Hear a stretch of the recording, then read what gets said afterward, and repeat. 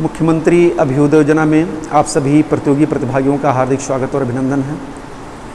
भूगोल की पिछली कक्षाओं में हम लोगों ने उत्तर के पर्वतीय क्षेत्र और दक्षिण के प्रायद्वीपीय पठार के बारे में अध्ययन किया था।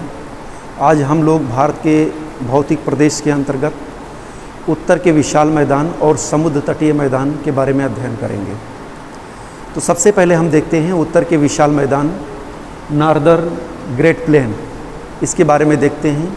इसकी सामान्य विशेषताएं क्या हैं और इनको भौतिक और प्रादेशिक आधार पर किस प्रकार से विभाजित किया गया है। तो हम देखते हैं सबसे पहले इसकी एक सामान्य विशेषताओं के बारे में। आप देख रहे होंगे इस मानचित्र में कि उत्तर का विशाल मैदान हिमालय पर्वतीय क्षेत्र और दक्षिण का जो प्रायद्वीपीय पठारी क्षेत्र है, ये इसके मध्य में जो एक समतल विहीन आकृति दिखाई पड़ती है उसको हम मैदानी क्षेत्र कहते हैं। चूँकि इसका क्षेत्रफल भी बहुत ज़्यादा है, इसलिए इसको विशाल मैदान या ग्रेट प्लेन की संज्ञा दी जाती है।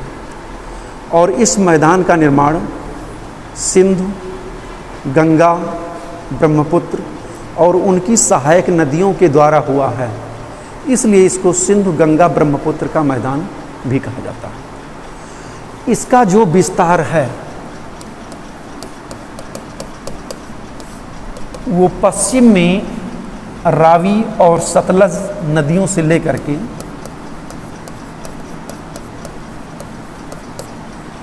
पूरब में गंगा नदी के मुहाने तक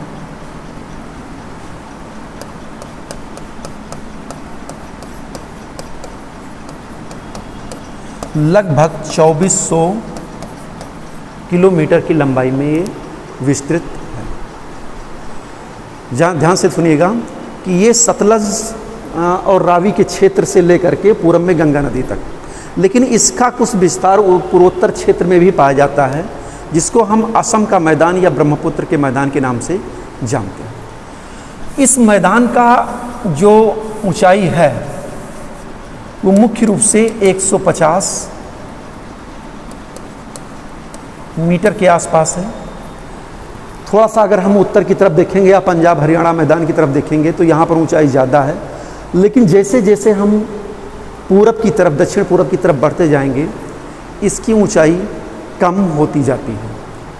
इसका कुल क्षेत्रफल लगभग 7.5 लाख वर्ग किलोमीटर एरिया में यह मैदान पश्चिम से लेकर के पूरब तक फैला हुआ है।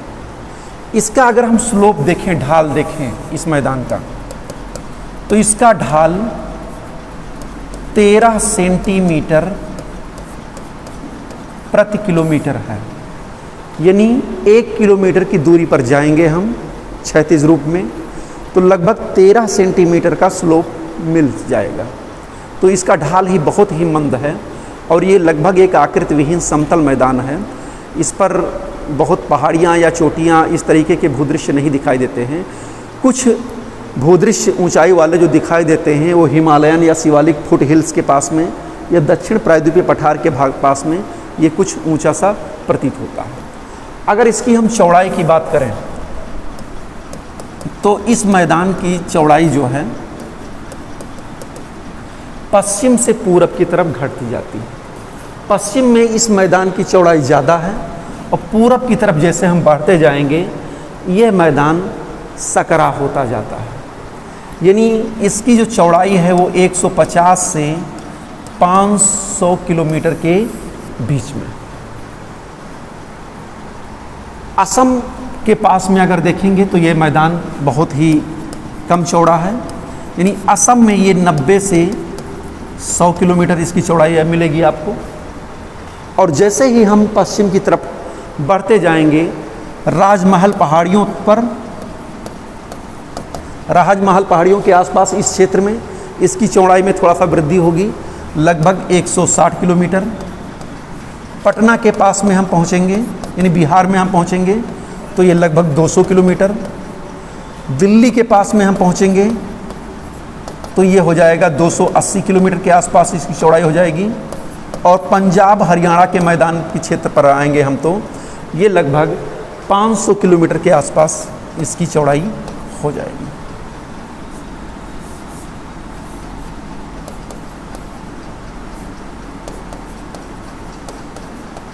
ओके, ये क्लियर हो गया होगा। यानी यहाँ पर 500 किलोमीटर, फिर 280 किलोमीटर, फिर 200, फिर 160 और फिर 90 से 100। जैसे जैसे हम पश्चिम से पूरब की तरफ जाते हैं इसकी चौड़ाई कम होती जाती है। अब इसकी गहराई के बारे में हम थोड़ा सा जानकारी ले लेते हैं कि इस मैदान का निर्माण किन किन प्रक्रियाओं के तहत हुआ। आप जानते हैं कि इस मैदान को कई भागों में डिवाइड किया गया है। वास्तव में सिंधु और सतलज और उसकी सहायक नदियाँ इस डिवाइडर, यहाँ पर एक डिवाइडर है जो जल विभाजक का काम करता है। ये अरावली रेंज और दिल्ली रिज, ये इसके पश्चिम की नदियों को और पूरब की नदियों में विभाजक का काम करता है। सिंध और उसकी सहायक नदियाँ इस डिवाइडर के यानी दिल्ली रिज से उत्तर पश्चिम की तरफ बहती हुई ऐसे अरब सागर की ओर गिर जाती हैं। और इस डिवाइडर के पूरब की बहने वाली नदियाँ वो सब उत्तर प्रदेश, बिहार, पश्चिमी बंगाल में बहते हुए बंगाल की खाड़ी में जाकर के गिरती हैं। तो इस प्रकार से यह भाग जो है एक दोनों क्षेत्रों के विभाजक के रूप में काम करता है। इस मैदान की उत्पत्ति के बारे में बताया गया है कि यह मैदान जो है एक गर्त के रूप में था। हिमालय से के उत्तर से आने वाली नदियाँ और प्रायद्वीपीय पठार के दक्षिण से जाने वाली नदियों ने इस क्षेत्र में काफ़ी मलबा जमा कर दिया और ये पट करके एक समतल आकृतिविहीन मैदान में बदल गया। तो इस प्रकार से इसका निर्माण अवसादन की प्रक्रिया के द्वारा हुआ। लेकिन कई विद्वानों ने इस संदर्भ में अपने अपने विचार व्यक्त किए हैं। जिससे अगर आप देखेंगे तो ओल्डहम इस मैदान के बारे में, जैसे एडवर्ड स्वेस ऑस्ट्रिया के भूवैज्ञानिक थे, एडवर्ड स्वेस, इनका ये मानना था कि यह हिमालय निर्माण के समय प्रायद्वीपीय पठार के अवरोध के कारण हिमालय के अग्रभाग में यानी शिवालिक रेंज के निचले भाग में जो है एक गर्त का निर्माण हो गया। एक प्रकार से ये भी एक जियोसिंक्लाइन का अवशिष्ट भाग था। एक गर्त का निर्माण हुआ गया और बाद में हिमालय और प्रायद्वीपीय पठार से निकलने वाली नदियों के द्वारा जो सेडिमेंट लाया गया उस मैदान में जमा कर दिया गया और इस विशाल मैदान का निर्माण हुआ। इसके बाद में कुछ और एक विद्वान थे जिनका नाम था S.G. बुरार्ड। S.G. बुरार्ड, इनका मानना था कि जब हिमालय निर्माण का कार्य प्रारंभ हो रहा था तो हिमालय के शिवालिक रेंज के सहारे दो समानांतर भ्रंशों का विकास हुआ। एक भ्रंश का विकास इस शिवालिक रेंज के सहारे हुआ और दूसरे भ्रंश का विकास इस प्रायद्वीपीय पठारी के सहारे हुआ। और बाद में इस भ्रंश घाटी के भर जाने के कारण ही उत्तर के विशाल मैदान का निर्माण हुआ। इस संदर्भ में एक उदाहरण इन्होंने और प्रस्तुत किया था कि इस प्रकार से भारत में उत्तर से दक्षिण के क्रम में कई भ्रंश विकसित हुए हैं। जैसे नर्मदा ताप्ती भ्रंश घाटी, ये वाला क्षेत्र, ये भी एक भ्रंश कगार के रूप में है। भविष्य में ये भी एक समतल मैदान के रूप में सतपुड़ा और विंध्य श्रेणी के कटाव के परिणाम स्वरूप एक मैदान के रूप में भ्रंश घाटी जो बह रही है नर्मदा ताप्ती, वो भी एक मैदान के रूप में परिणित हो सकती है। तो इसका रेफरेंस देते हुए इन्होंने बताया कि दो समानांतर भ्रंश थे, गहरा भाग था, बाद में नदियों के डिपोजिशन द्वारा वो एक समतल मैदान में बदल गया। कुल मिलाकर के हम ये कह सकते हैं कि इस मैदान के निर्माण की जो प्रक्रिया है वो एक सेडिमेंटेशन प्रोसेस है, अवसादीकरण की प्रक्रिया है, जिसमें हिमालय से निकलने वाली और उसकी सहायक नदियाँ, गंगा तंत्र और उसकी सहायक नदियाँ और प्रायद्वीपीय पठार से निकलने वाली नदियों द्वारा बड़े पैमाने पर अवसादों का लाया जा करके डिपोजिशन किया गया। अब इसकी हम गहराई के बारे में पढ़ते हैं। जो इसकी गहराई है इस मैदान की, तो ये हिमालयन फुट हिल्स के पास में इसकी गहराई थोड़ी सी ज़्यादा है और दक्षिण की तरफ इसकी गहराई कम है। और फिर जो है प्रायद्वीपीय पठार की तरफ देखेंगे तो इस एरिया में भी थोड़ा सा ये ऊंचा है और मध्यवर्ती भाग में ये नीचा है। लेकिन जैसे जैसे पूरब की तरफ हम बढ़ते जाएंगे इसकी गहराई भी बढ़ती जाती है। यानी जो शिवालिक का रेंज है वहाँ पर इसकी गहराई के बारे में कई विद्वानों ने अलग अलग अपने विचार भी व्यक्त किए हैं। जैसे ओल्डहम ने बताया है कि लगभग 4000 से 6000 मीटर डिपोजिशन हुआ है, यानी अवसाद का जमाव इस क्षेत्र में हुआ है। और ग्लेनी ने बताया है कि लगभग 2000 मीटर इसका डिपोजिशन हुआ है। लेकिन सामान्य रूप से जो इस क्षेत्र पर नए अध्ययन हुए हैं उनमें ये बताया गया है कि 1300 से 1400 मीटर पदार्थों का यानी अवसादों का डिपोजिशन इस मैदानी भाग में हुआ है। और ये डिपोजिशन उत्तरी भाग जो भाबर क्षेत्र है, हिमालय शिवालिक हिमालय से लगा हुआ सटा क्षेत्र है, उस क्षेत्र में इस अवसाद की गहराई ज़्यादा है।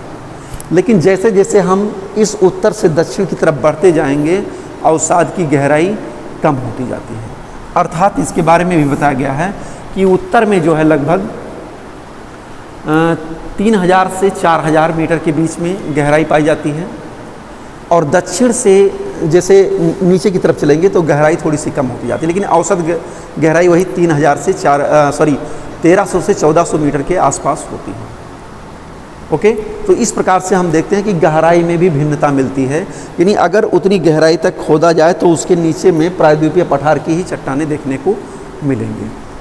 तो ये हो गया हिमालय की स्थिति, उत्तर के विशाल मैदान की स्थिति, कहाँ से कहाँ तक इसका विस्तार है, कितनी लंबाई है, कितनी चौड़ाई है, और इसकी कितनी गहराई है, और कितना क्षेत्रफल है। तो अब इसके बाद में हम आगे चलते हैं इसके भौतिक विभाग पर, किस प्रकार से हिमालय के उत्तर के विशाल मैदान को कितने भौतिक प्रदेशों में बांटा गया है। तो इसको मुख्य रूप से भौतिक विभाजन,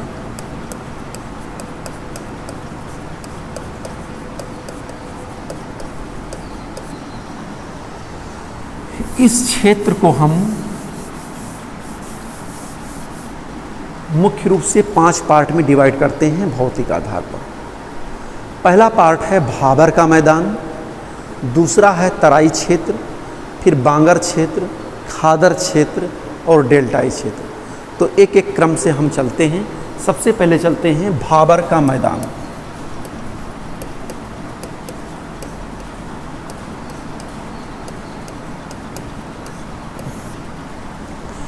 हिमालय से निकलने वाली नदियाँ जैसे ही पर्वतीय क्षेत्रों को पार करके मैदान के निचले भाग में आती हैं, वहाँ पर एकाएक ढाल कम हो जाता है, और एकाएक ढाल कम होने के कारण अपने साथ में लाए गए बड़े बड़े मलबे, कंकड़, पत्थर के टुकड़े जो हैं इस निचले भागों पर जमा कर देते हैं।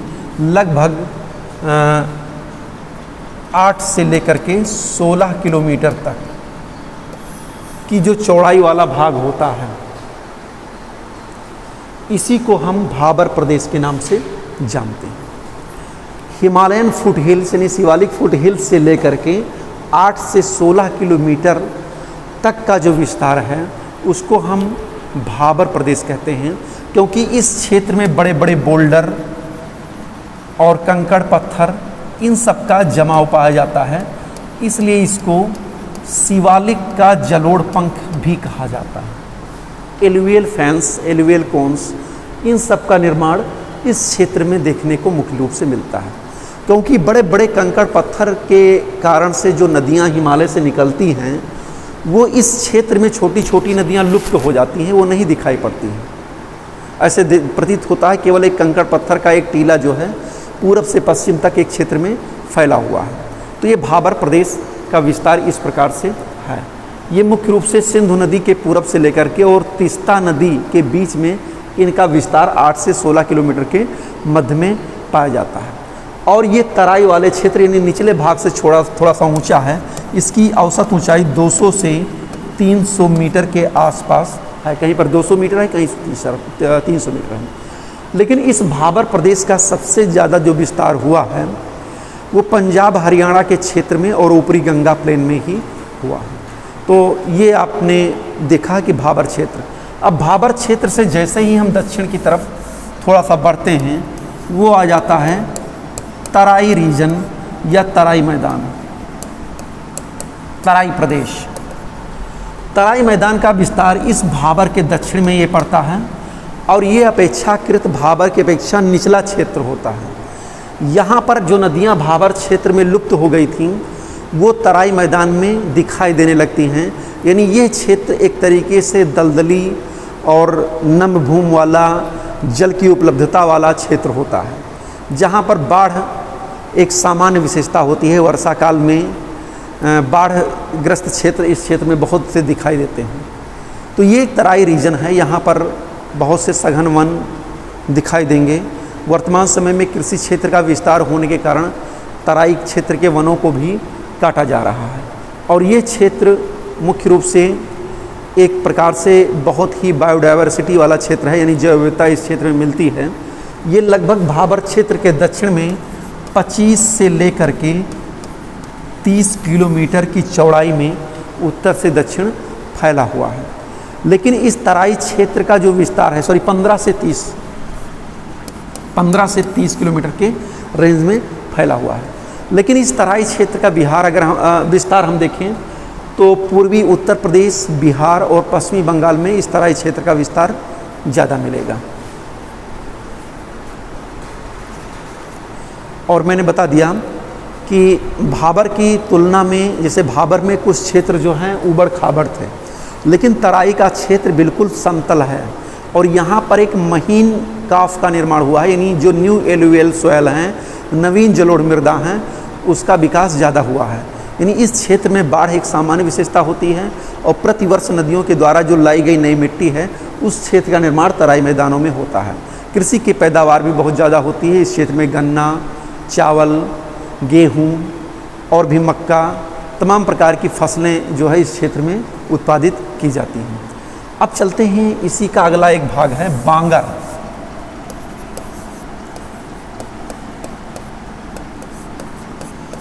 बांगर मुख्य रूप से हम कह सकते हैं कि वह क्षेत्र एक ऐसा ऊंचा क्षेत्र जहां पर बाढ़ के समय पानी ऊपर की तरफ नहीं पहुंचता है, उस एरिया को हम बांगर क्षेत्र कहते हैं।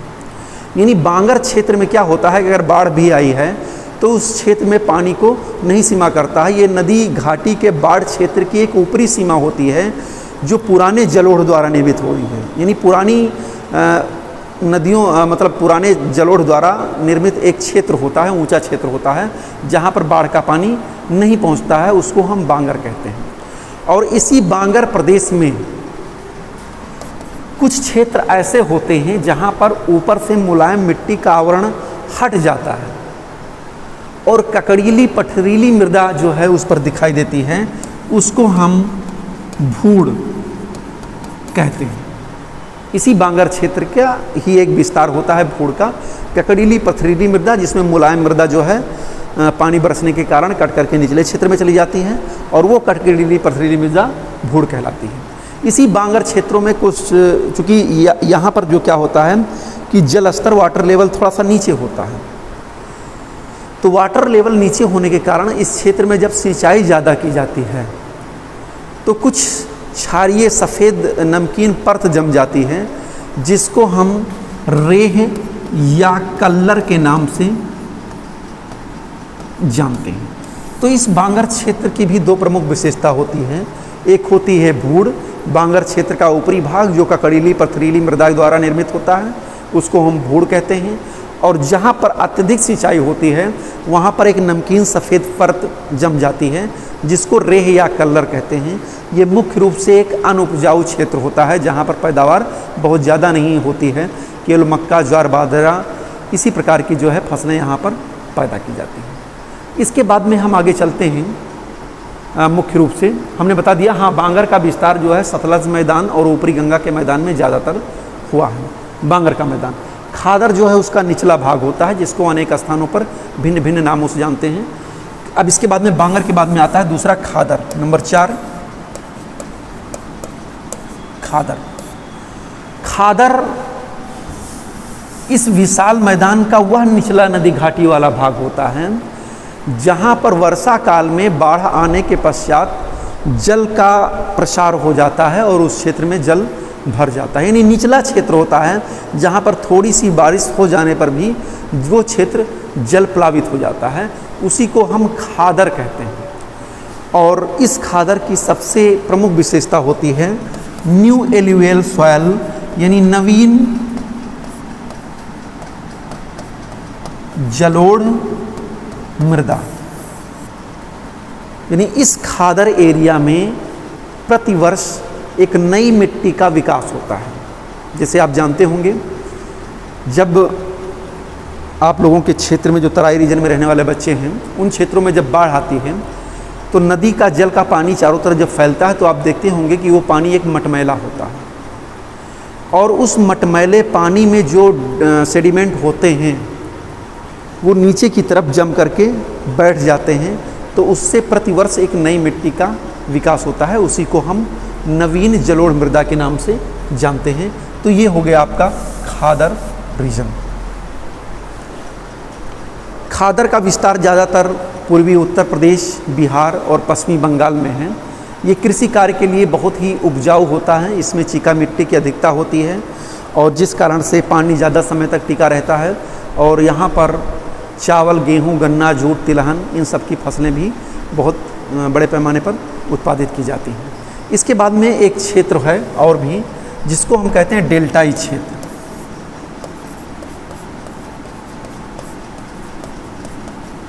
डेल्टाई प्रदेश।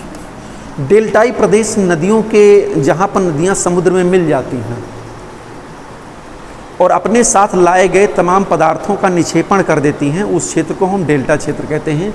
यहाँ पर गंगा, सिंधु, गंगा, ब्रह्मपुत्र, उसकी सहायक नदियाँ इस क्षेत्र में ला करके बहुत बड़े पदार्थों का निक्षेपण कर देती हैं, महीन पदार्थों का। इसी क्षेत्र को हम डेल्टाई प्रदेश के नाम से जानते हैं। खासकर गंगा का जो निचला मैदानी क्षेत्र है, एक प्रकार से वो डेल्टा ही है। वहाँ पर नदी कई शाखाओं में विभक्त हो जाती है और नदी में बोझ ढोने की क्षमता कम हो जाती है, इसलिए ऊपरी क्षेत्रों से लाए गए सारे पदार्थों का निक्षेपण कर देती है। वो क्षेत्र डेल्टा कहलाता है।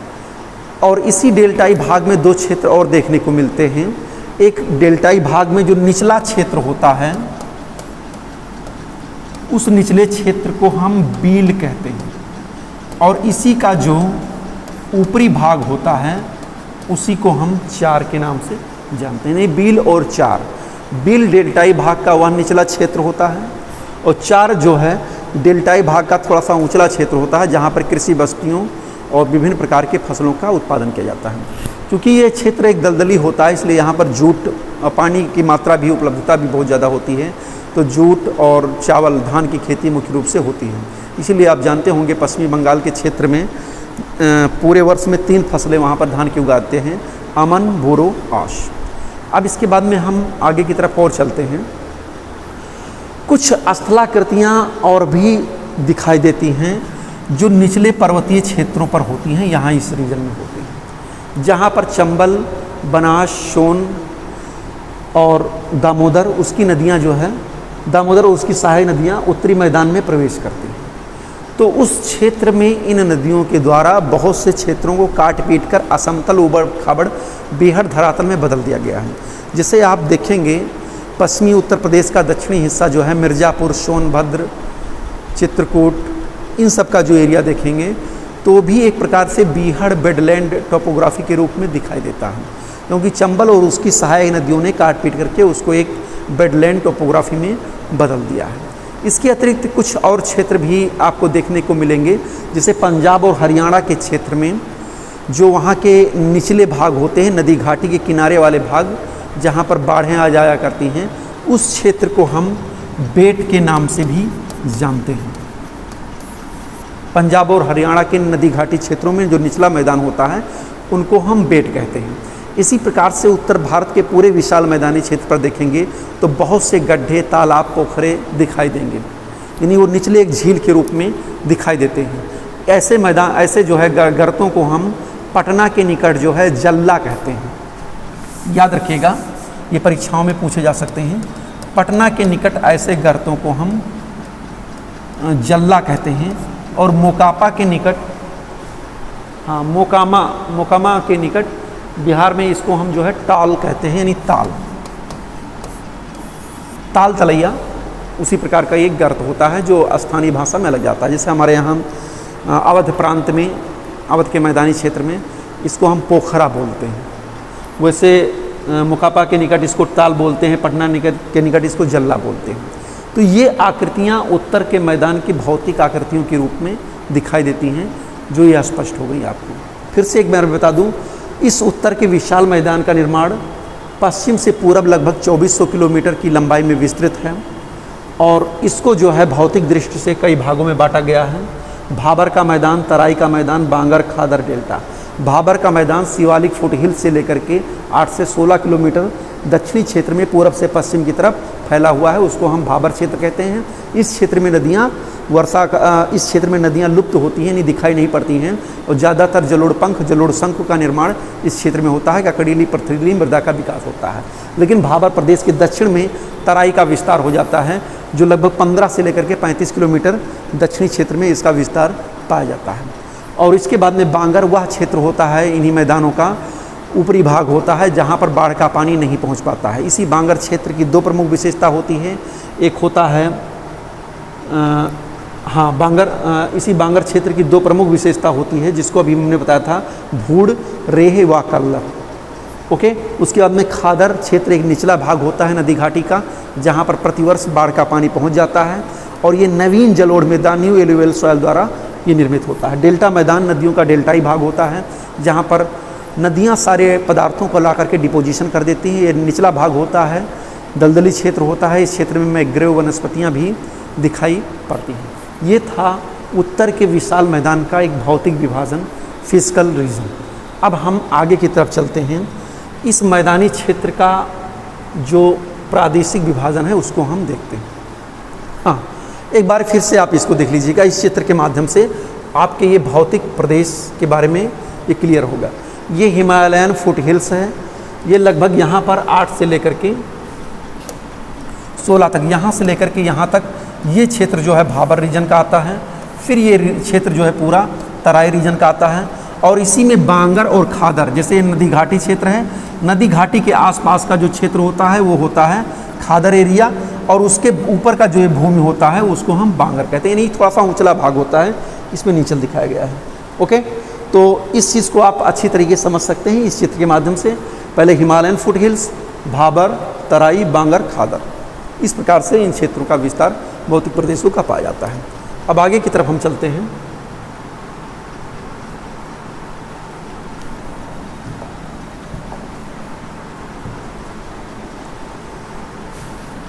ग्रेट प्लेन्स,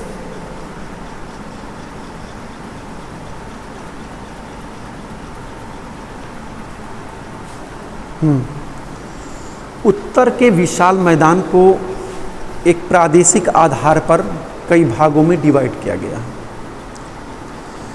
जो नदी घाटियों के क्षेत्र के आधार पर इसका विभाजन मुख्य रूप से किया गया है।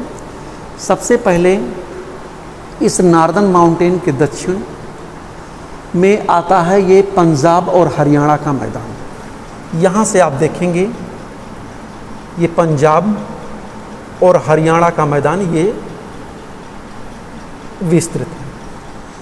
इस पंजाब हरियाणा के मैदान के बाद में यमुना नदी से लेकर के और गंगा नदी के मुहाने तक का ये जो क्षेत्र होता है, ये जो एरिया है, इसको हम गंगा प्लेन के नाम से जानते हैं। तो पहला हो गया पंजाब हरियाणा का मैदान,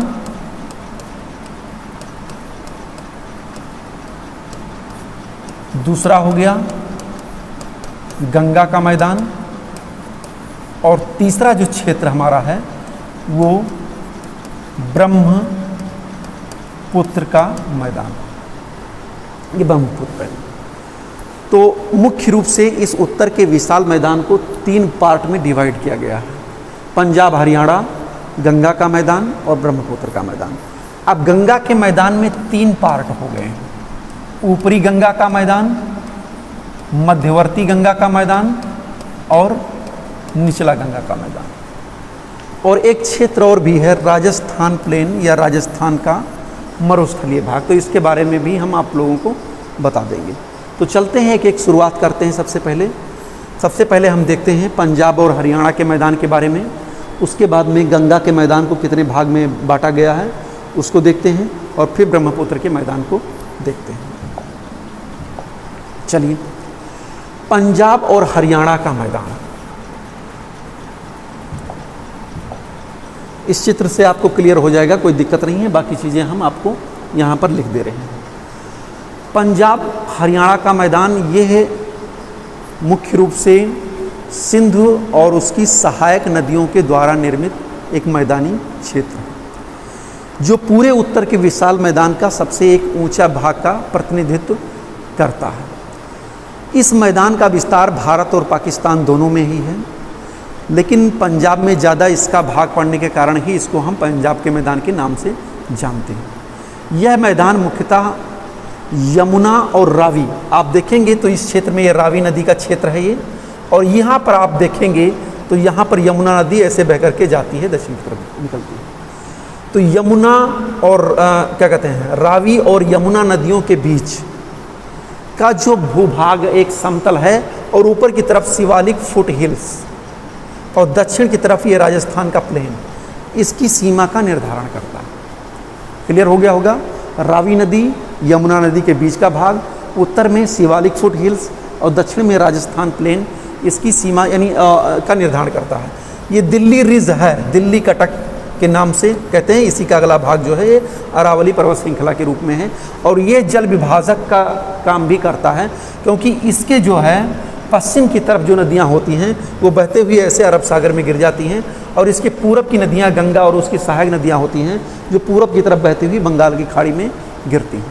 अब हम चलते हैं, इस मैदान का कुल क्षेत्रफल 1.75 लाख वर्ग किलोमीटर है।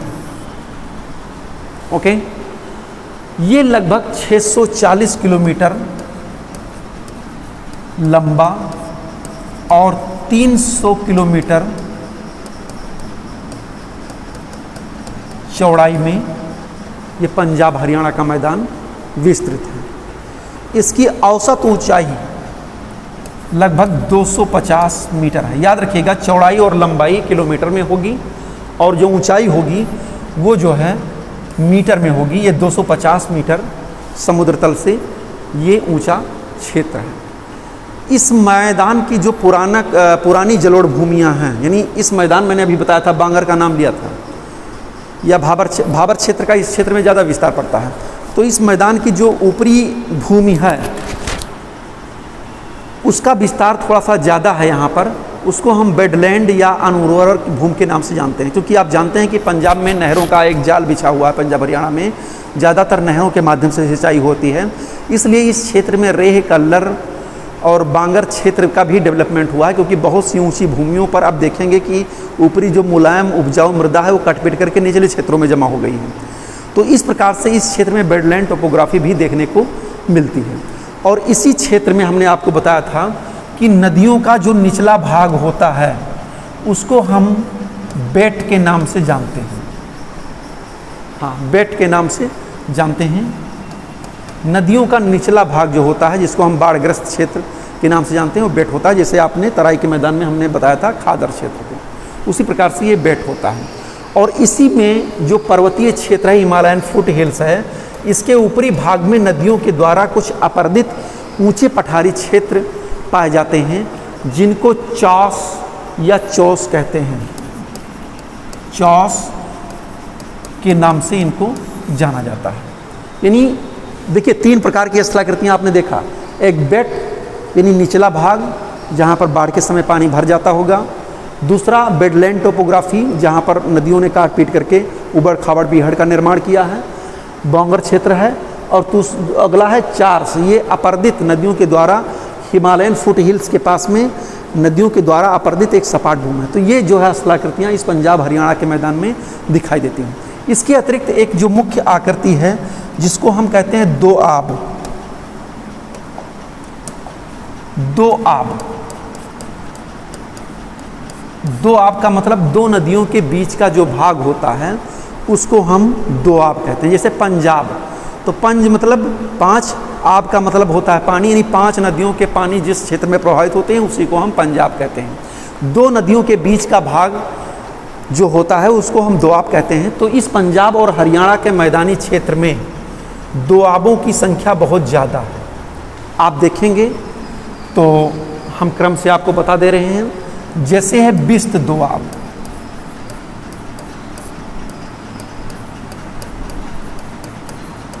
ये ब्यास और सतलज नदियों के बीच का जो भाग है उसको हम बिस्त दोआब के नाम से जानते हैं। अगला है बारी दोआब, यानी ब्यास और रावी नदियों के बीच का जो भाग है उसको हम बारी दोआब के नाम से जानते हैं। आप नदियों का यहाँ पर देख लीजिएगा कैसे कैसे बहती हैं, जो क्षेत्र उनके बीच का होगा वही उस दोआब के नाम से जाना जाता है। इसके बाद में है रचना दोआब, ये जो है रावी और चिनाब नदियों के बीच का भाग जो है उसको रचना दोआब के नाम से जानते हैं। इसके बाद में एक और है चाज दोआब, यानी चिनाब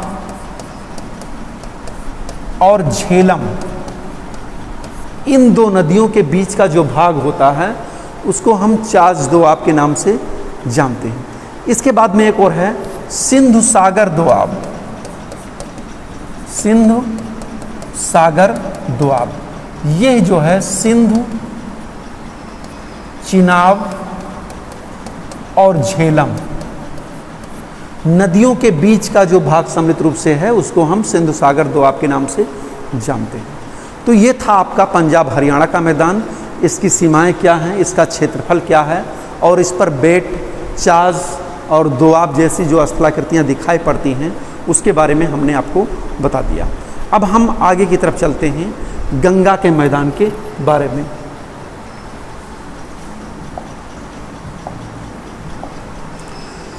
चलते हैं गंगा के मैदान के बारे में हम आगे पढ़ते हैं।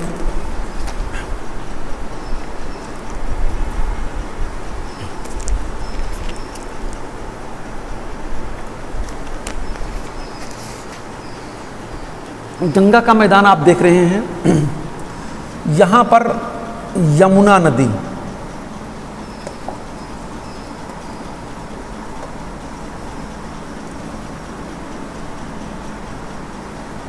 ओके, यमुना नदी से लेकर के और गंगा नदी के मुहाने तक का जो भाग है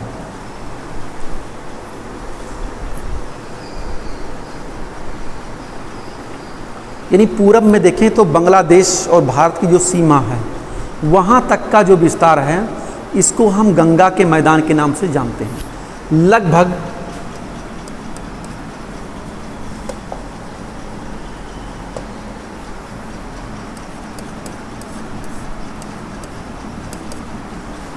तीन 3,57,000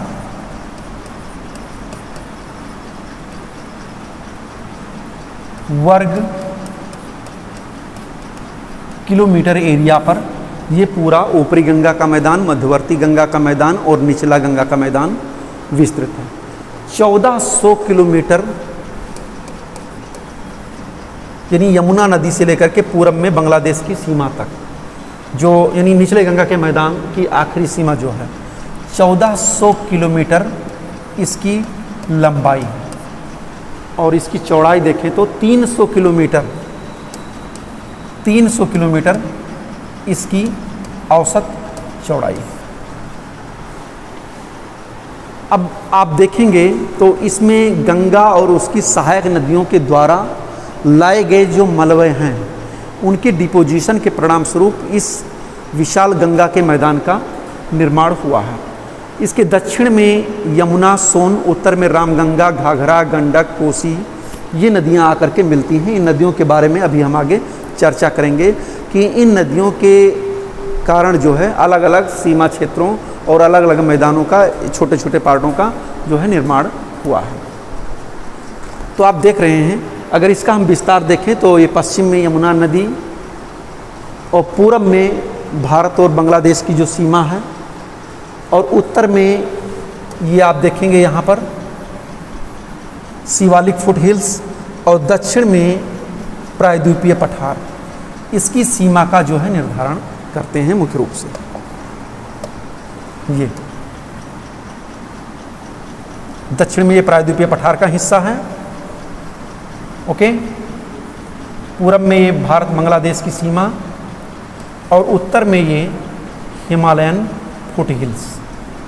इनके द्वारा ये जो निर्मित मैदान है इसी को हम गंगा का मैदान के नाम से जानते हैं।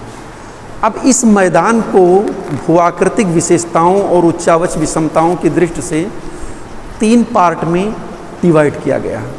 हाँ, इस मैदान का जो स्लोप है, क्योंकि इस मैदान में निकलने वाली गंगा, यमुना और घाघरा, गंडक, कोसी, इन सब नदियाँ जो है उत्तर पश्चिम से निकल करके, यानी शिवालिक महान हिमालय, लघु हिमालय, शिवालिक हिमालय की श्रेणियों को काटते पीटते हुए आगे की तरफ बढ़ते हुए और जो है ये दक्षिण पूरब की तरफ ये जाती हैं। तो इनका स्लोप भी जो है उत्तर पश्चिम से दक्षिण पूरब की तरफ है।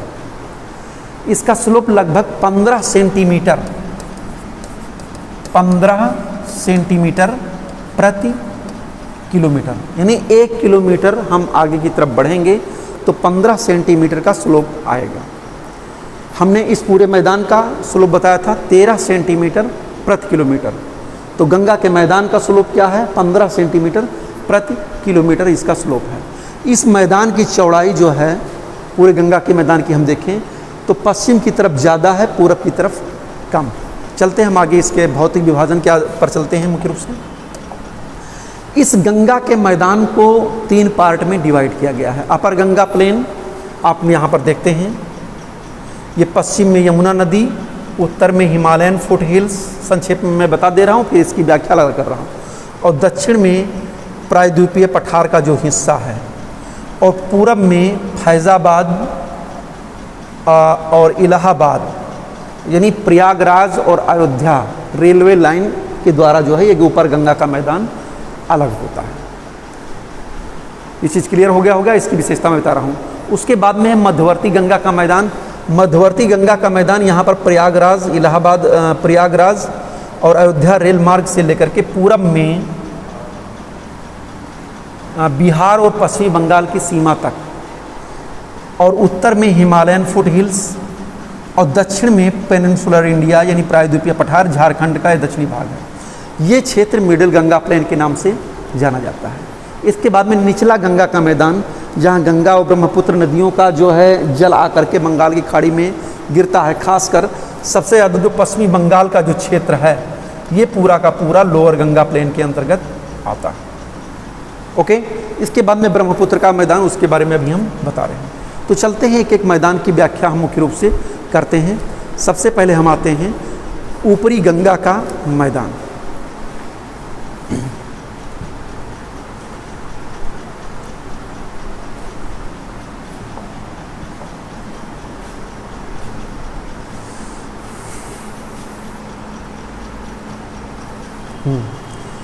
चलिए इसको आप संक्षेप में देखिए। ऊपरी गंगा का मैदान ये लगभग, यहाँ पर मैं लिखते चल रहा हूँ, 1,49,029 वर्ग किलोमीटर में इसका विस्तार ऊपरी गंगा का मैदान का है। यह पूरब में 100 मीटर की समोच्च रेखा,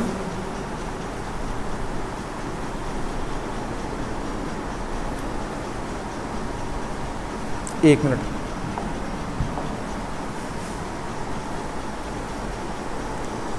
हाँ, ये है अपर गंगा मैदान।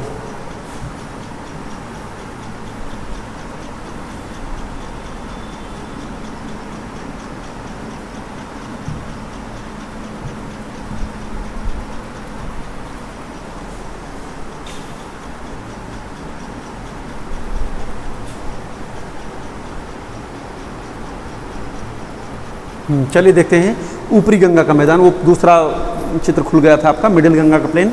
ये है ऊपरी गंगा का मैदान। ऊपरी गंगा का मैदान ये पश्चिम और दक्षिण में यमुना नदी, आप यहाँ पर देखेंगे तो ये यमुना रिवर इस क्षेत्र में बहती है।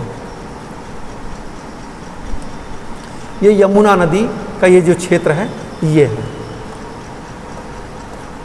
ओके, उत्तर में हिमालयन फुट हिल्स यानी हिमालय का जो पर्वत पदीय भाग है वो क्षेत्र जो है उत्तर की तरफ ये विस्तृत है यहाँ पर, और दक्षिण में आप देखेंगे तो प्रायद्वीपीय पठार का जो हिस्सा है ये प्रायद्वीपीय पठार का हिस्सा है, और पूरब की तरफ ये 100 मीटर की कंटूर लाइन है, यानी 100 मीटर की समोच्च रेखा है। अगर आप इसमें लिखी हुई चीज़ों को स्पष्ट नहीं देख पाते हैं तो जो जो चीज़ें मैं बता रहा हूँ उसको विशेष रूप से ध्यान दीजिएगा, कोई इसमें दिक्कत नहीं, बहुत सामान्य चीज़ें हैं। पूरब की तरफ ये 100 मीटर की समोच्च रेखा है द्वारा निर्धारित होता है, और उत्तर में आप देख रहे हैं शिवालिक श्रेणियों का भाग है, और दक्षिण की तरफ प्रायद्वीपीय पठार है, और पश्चिम की तरफ यमुना नदी इसको सीमांकित करती है। ये 100 मीटर की समोच्च रेखा जो आपका अयोध्या और प्रयागराज रेलवे मार्ग है वही डिसाइड करता है। यहाँ पर अयोध्या आएगा, सरजू नदी घाघरा का ये क्षेत्र है, और यहाँ पर प्रयागराज, जहाँ पर गंगा और यमुना दोनों आपस में मिलती हैं। तो ये क्षेत्र जो है पूरा का पूरा अपर गंगा प्लेन के नाम से जाना जाता है।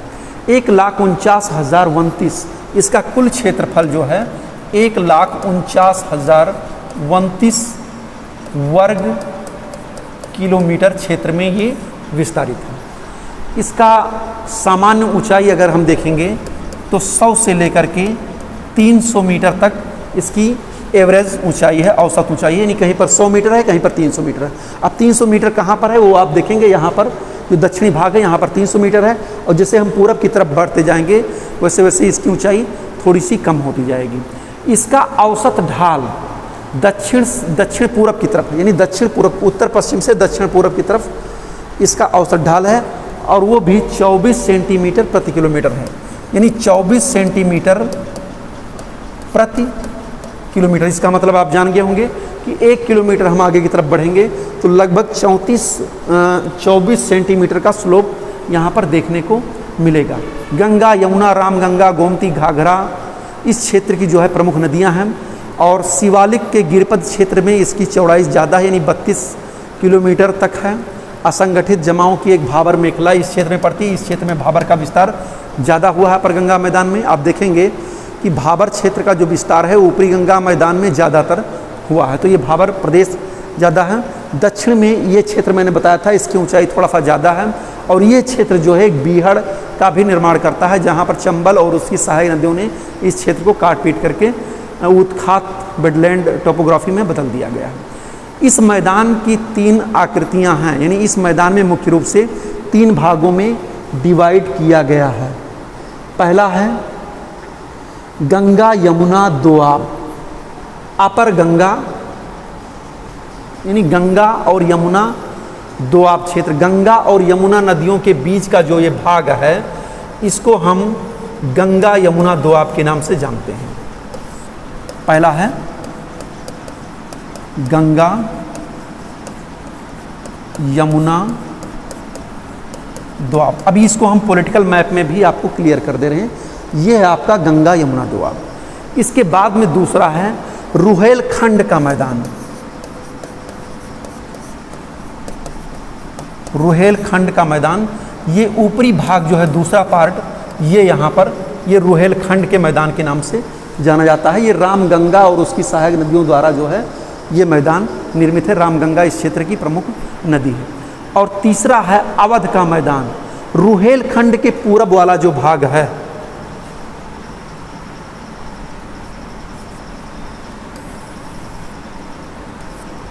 रुहेलखंड के पूरब वाला जो भाग है ये नंबर 3, ये अवध के मैदान के नाम से जाना जाता है। घाघरा, राप्ती, गंडक इस क्षेत्र की प्रमुख नदियां हैं। और इस क्षेत्र में आप जान रहे हैं क्योंकि ये नदियों के द्वारा लाई गई उपजाऊ मिट्टी के द्वारा इस मैदान का निर्माण हुआ है, इसलिए यहाँ पर लगभग सभी प्रकार की फसलें, मुख्य रूप से अब यहाँ पर कमर्शियल क्रॉप्स का प्रोडक्शन ज़्यादा हो गया है। तमाम चीनी मिलों के निर्माण हो जाने से इस क्षेत्र में गन्ना एक प्रमुख फसल के रूप में आगे की तरफ बढ़ रही है। इसके साथ साथ साग सब्जी, गेहूँ और चावल की खेती भी मुख्य रूप से इस क्षेत्र में की जाती है। तो आपको ये चीज़ क्लियर हो गया होगा, यही अपर गंगा का मैदान है, ऊपरी गंगा का मैदान है, इसका विस्तार, और इसको 3 पार्ट में जो बांटा गया है, गंगा यमुना का दोआब क्षेत्र और रुहेलखंड का मैदान और अवध का मैदान के नाम से इसको डिवाइड किया गया है। इसके बाद में हम चलते हैं मध्य गंगा का मैदान, मिडिल गंगा प्लेन। इसको थोड़ा सा हम पॉलिटिकल मैप में भी आपको क्लियर कर दे रहे हैं। ये देख लीजिए, ये पॉलिटिकल मैप है, इसमें ये आपका क्लियर हो जाएगा कि कैसे कैसे कहाँ पर इसको डिवाइड किया गया है।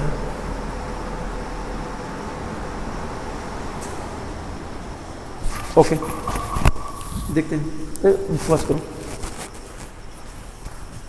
हाँ देखिए इसको, तो देखिए आइए हम लोग देखते हैं कि जो अभी मैंने आपको फिजिकल मैप में बताया था वो इसको पॉलिटिकल मैप में भी आप दे सकते हैं। ये गंगा रिवर है और ये यमुना रिवर है, इन दोनों के बीच का भाग क्या कहलाता है? गंगा यमुना, हाँ गंगा यमुना दो आपके नाम से जाना जाता है। उसके बाद में इस गंगा नदी से लेकर के और यहाँ तक पूरब में ये जो है आपका कहलाता है, इसको हम कहते हैं रुहेलखंड का मैदान, और इसके पूरब का जो भाग है ये, इसको हम अवध का मैदान के नाम से जानते हैं। तो यही तीनों चीज़ें को हमने अपर गंगा प्लेन में बताया था। अब इसके बाद में ये जो 100 मीटर की समोच्च रेखा है, या प्रयागराज और क्या कहते हैं ये अयोध्या और प्रयागराज रेलवे मार्ग है, 100 मीटर की समोच्च रेखा, इसके पूरब का जो भाग है वो मिडिल गंगा प्लेन कहलाता है। ये पश्चिमी बंगाल और बिहार की सीमा तक ये मिडिल गंगा का प्लेन कहलाता है। तो चलिए इसको हम दूसरे मैप से दिखाते रहे हैं।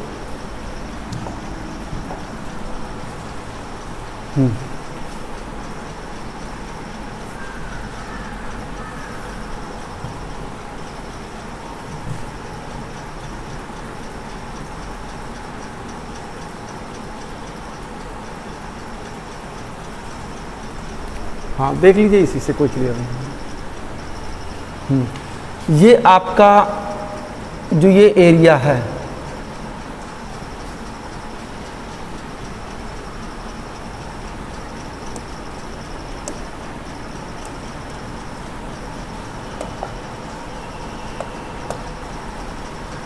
ये पश्चिम में 100 मीटर की समोच्च रेखा है, जिस पर ये लाइन में खींच रहा हूँ। ये 100 मीटर की समोच्च रेखा, ये इसको हम फैज़ाबाद क्या कहते हैं, अयोध्या और प्रयागराज रेल मार्ग के नाम से जानते हैं। ओके, और पूरब में ये पश्चिमी बंगाल और बिहार की सीमा तक, पास कर दो, पूरब में पश्चिमी बंगाल और बिहार की सीमा तक है। तो ये गंगा मैदान का जो दूसरा पार्ट है वो है मिडिल गंगा प्लेन। हमने ये बताया कि इसके पश्चिम में, मिडिल गंगा प्लेन के पश्चिम में जो ये सीमा है, ये 100 मीटर की समोच्च रेखा है। यह इसको हम अयोध्या प्रयागराज रेल मार्ग के नाम से जानते हैं। पूरब में इसकी सीमा बिहार और पश्चिमी बंगाल जिले से लगती है। ओके, उत्तर में ये शिवालिक फुट हिल्स का जो क्षेत्र है, यानी भारत और नेपाल की अंतर्राष्ट्रीय सीमा ये लगती है। और ये जो है 150 मीटर की समोच्च रेखा द्वारा ये निर्धारित है। दक्षिणी सीमा भी 150 मीटर की समोच्च रेखा द्वारा निर्धारित है। आप यहाँ पर देखेंगे कैमूर रेंज, और यहाँ पर सोनपुर रेंज, और यहाँ पर छोटा नागपुर पठार। ये क्षेत्र जो है छोटा नागपुर पठार, सोनपुर रेंज और ये कैमूर रेंज, ये जो है इसकी दक्षिणी सीमा को निर्धारित करते हैं। यानी प्रायद्वीपीय पठार का जो दक्षिणी हिस्सा है 150 मीटर की समोच्च रेखा, वो इसके दक्षिणी हिस्से को निर्धारित करती है। ये पूरब की तरफ ये इसकी ऊंचाई मात्र 30 मीटर के आसपास है, यानी 30 मीटर की समोच्च रेखा इसके पूर्वी भाग का निर्धारण करती है, जो बिहार और पश्चिमी बंगाल की सीमा पर लगती है। अगर हम अब इसको देखें तो 1,44,409 वर्ग किलोमीटर क्षेत्रफल पर इस मिडिल गंगा प्लेन का विस्तार पाया जाता है। ये लगभग 600 किलोमीटर इसकी लंबाई है और 330 किलोमीटर इसकी चौड़ाई है। आप इसको नोट कर सकते हैं। 1,44,409 वर्ग किलोमीटर इसका टोटल एरिया है और 600 किलोमीटर इसकी लंबाई है पूर्व से पश्चिम, उत्तर से दक्षिण 330 किलोमीटर औसत चौड़ाई है।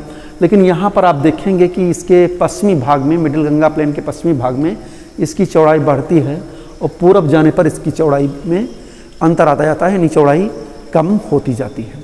यहाँ पर लगभग 1300 से 1400 मीटर, याद रखिएगा 1300 से 1400 मीटर का जो मतलब डिपोजिशन हुआ है, विभिन्न प्रकार के अवसादों का जो निक्षेपण हुआ है हिमालयन क्षेत्र से और प्रायद्वीपीय पठारी क्षेत्र की नदियों ने जो अवसादों का जमाव किया है वो 1300 से 1400 मीटर के आसपास इसकी औसत मोटाई है। यहाँ पर गंगा, यमुना, सोन, कुनकुन, कर्मनाशा दाहिनी ओर से ये मिलती हैं। दाहिनी ओर की नदियाँ हैं गंगा की। बाईं ओर घाघरा यानी उत्तर की तरफ से घाघरा, राप्ती, छोटी गंडक, बूढ़ी गंडक, कोसी, ये सब उत्तरी भाग से आने वाली नदियाँ हैं। और इन नदियों के बीच का भाग विभिन्न प्रकार के मैदानों का जो है निर्माण करता है। यानी इस मिडिल गंगा प्लेन के भी कई उपविभाग किए गए हैं। जैसे मैं आपको बता दूं, पहला है सरयू पार मैदान। आप देखेंगे यहाँ पर घाघरा नदी है ये, ओके, और ये घाघरा नदी के बाद में ये आपकी है गंडक नदी, गंडक रिवर। ध्यान से देखिएगा, तो इस घाघरा नदी से गंडक नदी के बीच में जो त्रिभुजाकार भाग है इसको हम सरयू पार प्लेन या सरयू पार मैदान के नाम से जानते हैं। दूसरा है गंगा घाघरा दोआब। दूसरा जो मैदान है वो गंगा घाघरा दोआब के रूप में है। ये आपकी घाघरा नदी और ये जो है गंगा रिवर, ये आप देखेंगे ये गंगा रिवर है। तो ये गंगा और घाघरा के बीच का जो क्षेत्र है इसको हम गंगा घाघरा दोआब के नाम से जानते हैं। गंगा और घाघरा के बीच का त्रिभुजाकार क्षेत्र है। इसके बाद में है तीसरा मिथिला का मैदान। इसका एक पार्ट और किया गया है, मिथिला प्लेन। यहाँ पर आप देखेंगे ये जो तीसरा भाग है इसको हम मिथिला प्लेन के नाम से जानते हैं। ये गंडक नदी और पूरब में कोसी नदी, ये क्षेत्र कोसी नदी के बीच का जो भाग है, यानी गंडक और कोसी नदी के बीच का ये जो चतुर्भुजकार के रूप में ये जो भाग है इसी को हम मिथिला मैदान के नाम से जानते हैं। इस मिथिला मैदान के उत्तर में नेपाल की सीमा, दक्षिण में गंगा, पूर्व में कोसी नदी, पश्चिम में गंडक नदी का विस्तार है। इसके बाद में है गंगा और सोन का मैदान। यहाँ पर आप देखेंगे ये हो गया नंबर 4 आपका गंगा सोन प्लेन। ये गंगा रिवर और यहाँ पर ये सोन नदी, इसका जो हिस्सा आता है ये त्रिभुजाकार रूप में, इसको गंगा सोन प्लेन के नाम से जानते हैं। और एक और है गंगा सोन विभाजक। ये जो क्षेत्र है ये थोड़ा सा ऊंचाई वाला क्षेत्र है। ये जो है एक विभाजन का काम करता है गंगा और मगध के मैदान को, गंगा सोन के मैदान को और गंगा मगध के मैदान को ये अलग करने का काम करता है। इसको गंगा सोन मैदान या गंगा सोन विभाजक के नाम से जानते हैं। इस सोन विभाजक के पूरब में, सोन नदी के पूरब में, पटना नदी के दक्षिण में ये जो क्षेत्र आता है इसको हम मगध प्लेन के नाम से जानते हैं। पटना नदी के दक्षिण में क्या कहते हैं, छोटा नागपुर का पठार और पूरब में अंग का मैदान है। यहाँ तक का भाग जो है मगध के मैदान के अंतर्गत आता है। यानी उत्तर में गंगा नदी, दक्षिण में छोटा नागपुर का पठार, पश्चिम में ये सोन नदी और पूरब में ये अंग का मैदान। यानी इसी मगध के मैदान का जो पूर्वी भाग है इसको हम मगध के मैदान के नाम से जानते हैं। और ये जो है मगध का मैदान मगध के पूरब में पश्चिमी बंगाल राजमहल की सीमा तक, यहाँ तक चला जाता है। अब एक और है कोसी प्लेन। ये कोसी नदी के पूरब और पश्चिमी बंगाल के सीमा तक ये जो हिस्सा होता है इसको कोसी नदी प्लेन के नाम से, कोसी प्लेन के नाम से जानते हैं, क्योंकि कोसी नदी के द्वारा ये निर्मित मैदान है। तो ये चीज़ आपको स्पष्ट हो गया होगा कि मिडिल गंगा प्लेन को विभिन्न नदियों के माध्यम से इसके कई उपविभाग किए गए हैं, जैसे सरयू पार मैदान, गंगा घाघरा दोआब, मिथिला मैदान, कोसी मैदान, गंगा सोन मैदान, मगध का मैदान और अंग का मैदान। ओके, तो ये भी आपका क्लियर होता है मिडिल गंगा प्लेन। इसके बाद में हम लोग चलते हैं आगे की तरफ जो है, अच्छा इसकी कुछ विशेषताओं को हम जान लेते हैं। यहाँ पर चूँकि नदियों का एक जाल सा बिछा हुआ है तो नदी की जो प्रवृत्ति है वो मियांडर बनाते हुए है। इस क्षेत्र में बहुत से डेल्टा का निर्माण हुआ है, ऑक्सबो लेक का निर्माण हुआ, और सॉरी डेल्टा का नहीं, ऑक्सबो लेक का निर्माण हुआ है। चूँकि ये समूचा मैदान एक समान प्रवृत्ति वाला है और एक आकृति विहीन मैदान है। गंगा के अलावा गोमती, घाघरा, राप्ती, गंडक, कोसी ये नदियाँ अपनी मार्ग के लिए प्रवृत्ति के लिए विख्यात हैं। जैसे कोसी नदी को आप देखेंगे तो बिहार का शोक कहा जाता है। अच्छा, है क्या?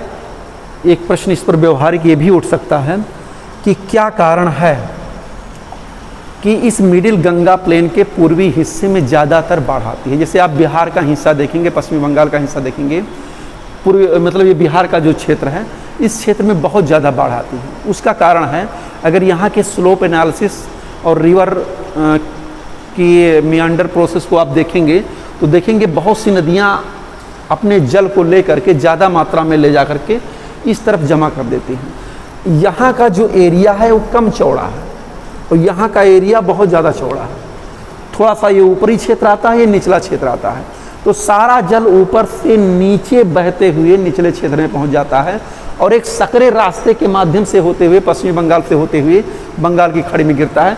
इसलिए इस क्षेत्र में बाढ़ की प्रवृत्तियाँ ज़्यादा देखने को मिलती हैं। प्राकृतिक तटबंध, बलुका निक्षेप, oxbow lake, badland, meander, abandoned valley, ताल, तलैया जो हमने बताया है, ये सब इस मैदान की पूर्वी भाग की एक प्रमुख विशेषता के रूप में दिखाई पड़ती है। अब इसी मैदान का उत्तर के विशाल यानी गंगा के मैदान का एक निचला भाग है जिसको हम गंगा का निचला मैदान या लोअर गंगा प्लेन के नाम से जानते हैं। उसको हम लोग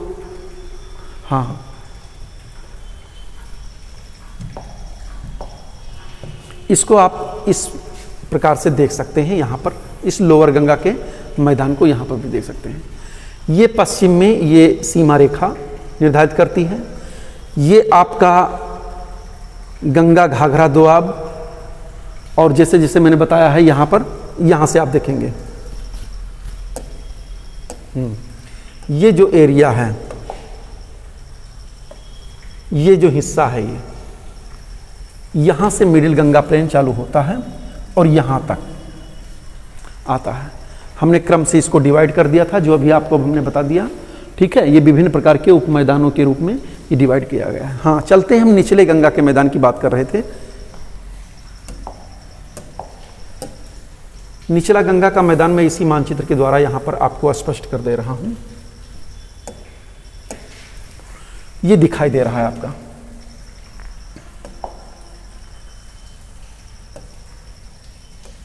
ये निचला गंगा का मैदान मुख्य रूप से इसका सबसे ज़्यादा भाग पश्चिमी बंगाल में ही आता है।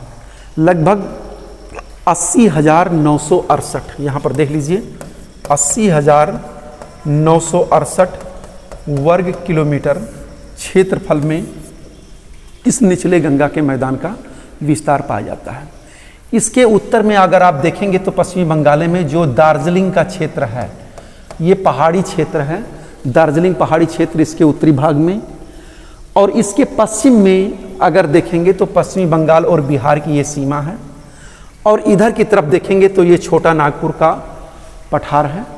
छोटा नागपुर का पठार पश्चिम की तरफ ये पूरा हिस्सा आ जाएगा, यहाँ पर छोटा नागपुर का पठार आ जाएगा। और पूरब की तरफ बांग्लादेश की सीमा ये, और ये असम का क्षेत्र ये आएगा। और दक्षिण में आप देखेंगे तो ये बे ऑफ बंगाल के हिस्से को ये मिला करके लोअर गंगा का प्लेन बनता है, यानी निचला गंगा का मैदान मुख्य रूप से बनता है। इसको थोड़ा सा मैं और आगे बढ़ा दे रहा हूँ। ये इस तरीके से इसका विस्तार है। ये गंगा और ब्रह्मपुत्र के नदियों के द्वारा लाई गई मिट्टी के निक्षेप से बना हुआ है। ये क्षेत्र अत्यंत दलदली है, और इसमें मैं बता दूं कि बिहार के किशनगंज और संपूर्ण पश्चिमी बंगाल का जिला, संपूर्ण पश्चिमी बंगाल में दार्जिलिंग और पुरुलिया जनपद, ये इधर का भाग पुरुलिया जनपद और दार्जिलिंग के हिस्से को छोड़ करके, और बिहार के किशनगंज जनपद को लेकर के ये पूरा निचला गंगा प्लेन बनता है। इस मैदान का ज़्यादातर निर्माण डेल्टाई भागों में के रूप में हुआ है। यहाँ पर महानंदा, पूर्णाभागा, अजय, दामोदर, द्वारकेश्वर, रूपनारायण नदियाँ इस क्षेत्र में बहती हैं। इसका ढाल उत्तर से दक्षिण की तरफ है। मुख्य रूप से ढाल प्रवणता बहुत ही कम है। यहाँ पर स्लोप ग्रेडियंट लगभग 2 सेंटीमीटर प्रति किलोमीटर, यानी 1 किलोमीटर आगे की तरफ बढ़ेंगे तो लगभग 2 सेंटीमीटर का स्लोप यहाँ पर दिखाई देगा। तो ये आपका था निचला गंगा का मैदान। इस क्षेत्र का जो है पूर्वी भाग, यहाँ पर चूंकि ये इस क्षेत्र को मालदा गैप के नाम से भी जाना जाता है, क्योंकि ये पठार का ही एक भाग था जो अवतलन की प्रक्रिया के कारण नीचे की तरफ धंस गया था, और यहाँ पर गोरो खासी जयंतियों के रूप में, पठार के रूप में ये दिखाई पड़ रहा था। तो कहने का मतलब ये है कि गंगा और ब्रह्मपुत्र के अवसादन के पश्चात हुआ है। समुद्र तल से औसत ऊंचाई इस मैदान की लगभग 50 मीटर के आसपास है। इसको हम 4 पार्ट में डिवाइड करते हैं। इस पूरे क्षेत्र को हम, लोअर गंगा प्लेन को 4 पार्ट में डिवाइड करते हैं। पहला पार्ट है मालदा पश्चिमी दिनाजपुर क्षेत्र। मालदा और पश्चिमी दिनाजपुर क्षेत्र, ये वाला हिस्सा आता है। यहाँ पर लेटराइट का जलोढ़ का निक्षेप हुआ है। दूसरा है छोटा नागपुर पठार का सीमावर्ती क्षेत्र। ये जो एरिया है, इधर की तरफ छोटा नागपुर पठार आ जाएगा, तो इसका जो सीमावर्ती भाग है, छोटा नागपुर पठार का सीमावर्ती क्षेत्र है। ये गोंडवाना युग की जलोढ़ मृदाओं से निर्मित है। फिर है मिदनापुर बालुका तट स्तूप और जलपाईगुड़ी एवं दार्जिलिंग का दुआर क्षेत्र, ये उत्तर की तरफ। तो ये इस मैदान के भी 4 पार्ट डिवाइड किए गए हैं। तो मुख्य रूप से आपने देख लिया कि ये गंगा और ब्रह्मपुत्र नदियों के जलोढ़ के निक्षेप द्वारा निर्मित मैदान है।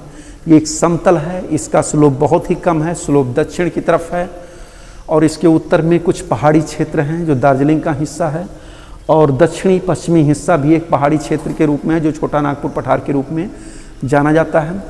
इस क्षेत्र में चूँकि डेल्टाई भाग के रूप में ये है, तो इस डेल्टाई भाग के निचले भाग को जो है हम बील कहते हैं, और ऊपरी भाग को चार के नाम से जाना जाता है। और चार क्षेत्र में ही जो है बस्तियों का विकास हुआ है।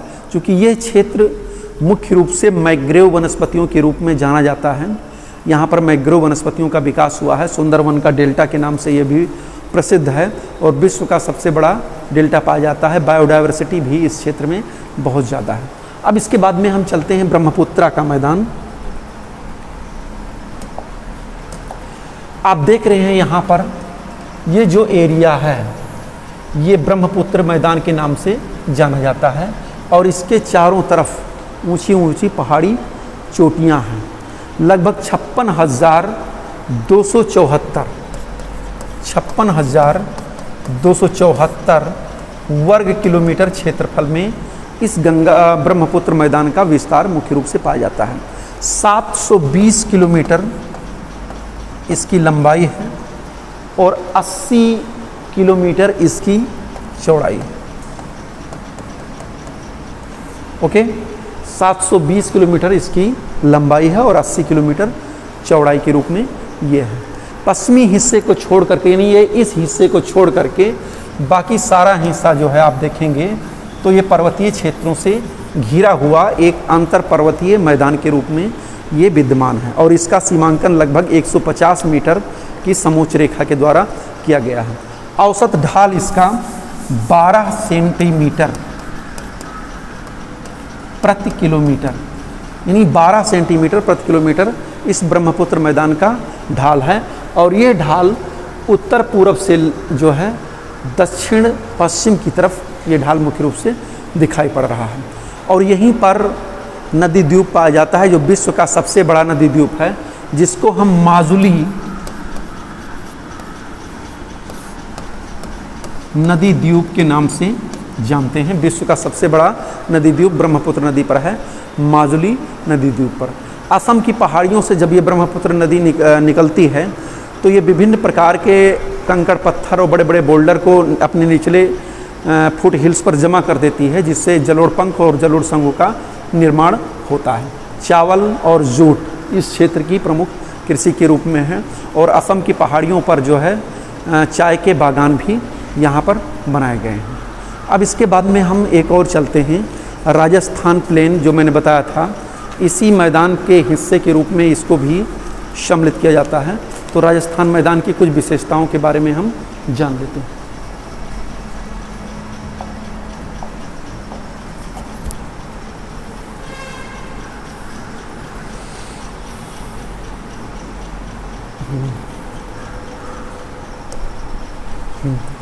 ये आप यहाँ पर देख रहे होंगे पंजाब हरियाणा का मैदान, इसके उत्तर पश्चिम में पंजाब हरियाणा का मैदान उसके उत्तर पश्चिम में। इधर की तरफ अरावली रेंज ये ऐसे आई हुई है, और इसके उत्तर पश्चिम की तरफ पाकिस्तान की सीमा, और दक्षिण में गुजरात का हिस्सा। ये पूरा क्षेत्र राजस्थान मरुस्थल के नाम से जाना जाता है, राजस्थान प्लेन के नाम से ये जाना जाता है। पश्चिम में अरावली श्रेणी, इधर की तरफ आप देखेंगे उत्तर पश्चिम की तरफ भारत पाकिस्तान की सीमा, और इसके उत्तर पूरब की तरफ पंजाब हरियाणा का मैदान इसकी सीमा को निर्धारित करता है। ये भी एक समतल मैदान के रूप में है, चूँकि यह क्षेत्र जो है अरावली रेंज और दिल्ली रिज ये एक जल विभाजक के रूप में काम करती है। तो जो पूरब की तरफ से मानसून आता है वो भी यहाँ पहुँचते पहुँचते निष्क्रिय हो जाता है, और जो अरब सागर की ब्रांच आती है वो इसी अरावली के सहारे उत्तर की तरफ चली जाती है। इसीलिए ये भाग एक शुष्क क्षेत्र के रूप में है। इस शुष्क क्षेत्र को भी दो पार्ट में डिवाइड किया गया है, एक सेमी डिज़र्ट एरिया और एक desert area. Semi desert area वह एरिया होता है जिसमें 25 से लेकर के 50 सेंटीमीटर तक वर्षा होती है, वो सेमी डिज़र्ट एरिया कहलाता है। और जिन क्षेत्रों में 25 सेंटीमीटर से कम वर्षा होती है वो डिज़र्ट एरिया कहलाता है। तो राजस्थान का ये जो भाग है मरुस्थलीय, ये प्योर डिज़र्ट एरिया है, जहाँ पर बालुका स्तूप, बरखान, इंसेलबर्ग के टीले जो हैं मुख्य रूप से इस क्षेत्र में देखने को मिलती हैं। और इन्हीं मैदानी भागों में सांभर झील, हमने बताया था कि तमाम प्लाया लेक्स भी पाई जाती हैं, बालसन पाए जाते हैं, ठीक है, रेतीले टीले बालकन पाए जाते हैं। इस क्षेत्र की प्रमुख नदी लूनी नदी है, जो इसी अरावली पर्वत के दक्षिणी भाग से निकल करके इसी राजस्थान के मरुस्थल में बहती हुई कच्छ के खाड़ी की में ये विलीन हो जाती है। और हमने बताया था कि इसमें आंतरिक झीलों का भी विकास होता है, जैसे एक होता है बजाड़ा, प्लाया, सेलिना। तो जैसे चारों तरफ एक चित्र में यहाँ पर बनाकर बता दे रहा हूँ, जैसे मान लीजिए ये पर्वतीय उच्च भूमि है, ये पर्वतीय उच्च भूमि है, ये पर्वतीय उच्च भूमि है, ये पर्वतीय उच्च भूमि है। इसका जो किनारे की तरफ भाग होता है उसको हम यहाँ पर पेडीमेंट कहते हैं। पेडीमेंट के बाद में यहाँ पर निक्षेप होता है, इसको हम बजाड़ा कहते हैं। और ये जो लेक होती है इसको हम प्लाया कहते हैं। ये स्थलाकृतियाँ इस मरुस्थलीय भागों की एक प्रमुख विशेषता होती हैं। इसमें जो है एक कम समय के लिए आंतरिक झीलों का भी विकास होता है। कुछ झीलें हैं जिसमें हमेशा पानी रहता है, लेकिन कुछ अल्पकालिक झीलें होती हैं। जब ये प्लाया शुष्क हो जाती है तो उसको हम सेलिना लेक कहते हैं, यानी सेलिना झील कहते हैं। और इसमें जो है नमक की मात्रा थोड़ी सी ज़्यादा होती है। तो आपको क्लियर हो गया होगा, ये जो है प्लाया लेक्स इस क्षेत्र की प्रमुख विशेषता है। इसमें डिडवाना, कूचामन, सारगोल और अन्य झीलें प्लाया झील के उदाहरण हैं। रेतीले टीले पाए जाते हैं। हमने बताया था बालुका स्तूपों का प्रकार फिजिकल ज्योग्राफी पढ़ाते समय, तो इस प्रकार से टीले भी मरुस्थलीय भाग में पाए जाते हैं। तो ये है राजस्थान का मैदान मुख्य रूप से। इसको क्षेत्रफल मैंने बता दिया आपको, हाँ, लगभग 1,75,000 वर्ग किलोमीटर क्षेत्रफल पर इस राजस्थान के मैदान का विकास हुआ है। इसकी चौड़ाई 300 किलोमीटर, लंबाई 640 किलोमीटर इसकी लंबाई है और 340 किलोमीटर इसकी चौड़ाई है। ओके, 1,75,000 वर्ग किलोमीटर क्षेत्रफल पर इस राजस्थान के मैदान का विस्तार पाया जाता है। तो ये चीज़ क्लियर हो गया होगा। अब हम आगे की तरफ चलते हैं, और जो हमारा लास्ट स्टेप है ये उत्तर के विशाल मैदान के बाद में, वो है समुद्र तटीय मैदान या कोस्टल प्लेन या कोस्टल प्लेन।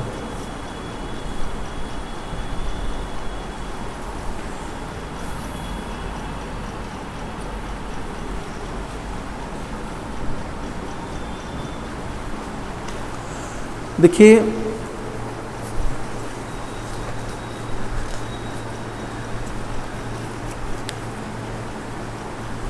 प्रायद्वीप का जो पठारी भाग है भारत का, उसके पूरब में पूर्वी घाट और पश्चिम में पश्चिमी घाट। पश्चिम में पश्चिमी घाट और अरब सागर के बीच का जो एक मैदानी क्षेत्र है, समतल मैदान है, उसको हम पश्चिमी तटवर्ती मैदान के नाम से जानते हैं। जो गुजरात से लेकर के दक्षिण में कन्याकुमारी तक फैला हुआ है। यह मैदान गुजरात में ज़्यादा चौड़ा, यहाँ पर गुजरात वाला हिस्सा नहीं दिखाया गया है, अभी मैं इसको क्लियर कर दे रहा हूँ। उत्तर में यह क्षेत्र, हाँ, ये जो हिस्सा है गुजरात का, ये वाला भाग, ये काफ़ी चौड़ा है। और जैसे जैसे हम दक्षिण की तरफ बढ़ते जाएंगे, इस मैदान की चौड़ाई कहीं पर ज़्यादा है, कहीं पर कम है। तो कैसे, कहाँ पर चौड़ाई कम है, कहाँ पर ज़्यादा है, इसको हम अभी आपको बता रहे हैं।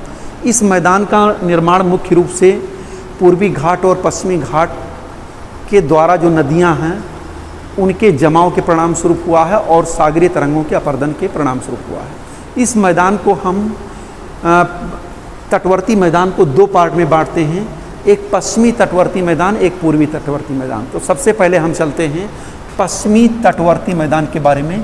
हम देखते हैं कि पश्चिमी तटवर्ती मैदान का विस्तार कहाँ कहाँ पर है। वेस्टर्न कोस्टल प्लेन, पश्चिमी घाट और अरब सागर के बीच का भाग आप देख रहे हैं यहाँ पर, ये जो क्षेत्र है वे वेस्टर्न घाट है, इसके बारे में हमने आपको पढ़ाया था पिछली कक्षा में। और ये जो है अरब सागर का ये हिस्सा है ये, और इसी के बीच में आप ये देखेंगे कि ये जो मैदान है इसी को हम पश्चिमी तटवर्ती मैदान के नाम से जानते हैं। ये लगभग 1840, अगर इसकी कुल लंबाई देखेंगे तो ये 1840 किलोमीटर लंबाई इसकी है और 10 से 80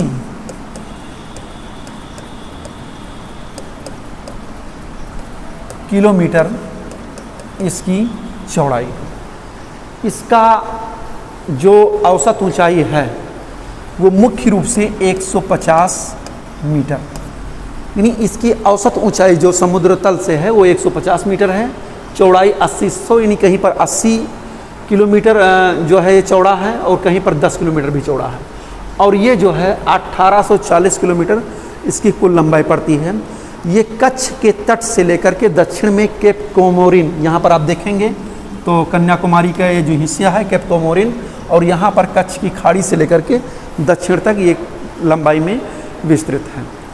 गुजरात में इसकी चौड़ाई ज़्यादा हो जाती है, ये यानी कि समतल यहाँ पर चौड़ाई इसकी ज़्यादा है जो 300 किलोमीटर के आसपास है। इस मैदान को गुजरात से लेकर कन्याकुमारी तक मुख्य रूप से 4 पार्ट में डिवाइड किया गया है। पहला है गुजरात का मैदान,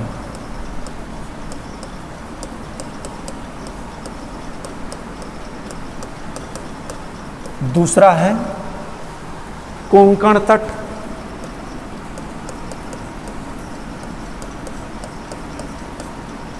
तीसरा है मालाबार तट, कर्नाटक तट या कन्नड़ तट,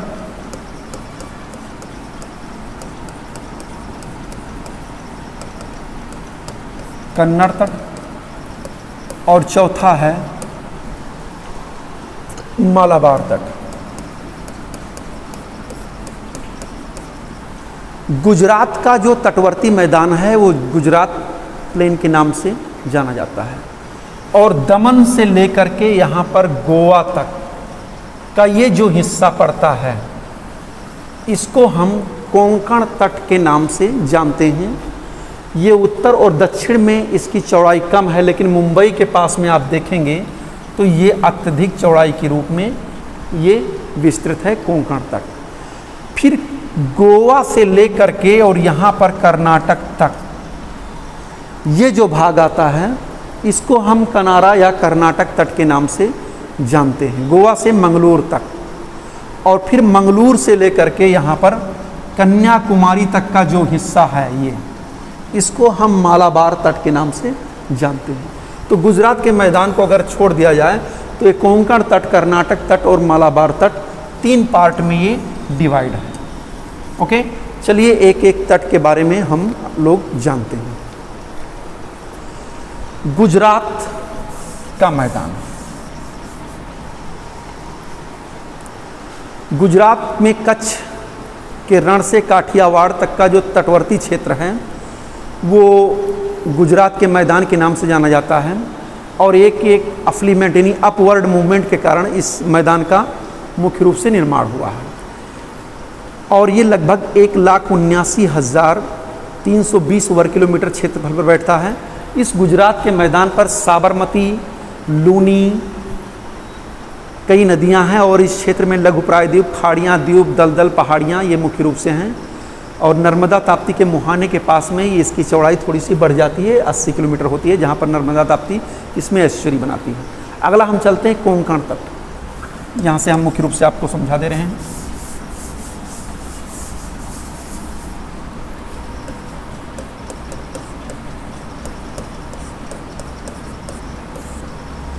कोंकण तट दमन से लेकर के और गोवा तक ये जो क्षेत्र पड़ता है ये कोंकण तट के नाम से जाना जाता है। लगभग 530 किलोमीटर लंबा और 30 से 50 किलोमीटर ये कोंकण तट चौड़ा है। हमने बताया था कि कोंकण तट की चौड़ाई मुंबई के पास में थोड़ी सी ज़्यादा है और उसके उत्तर और दक्षिण में ये सकरा है।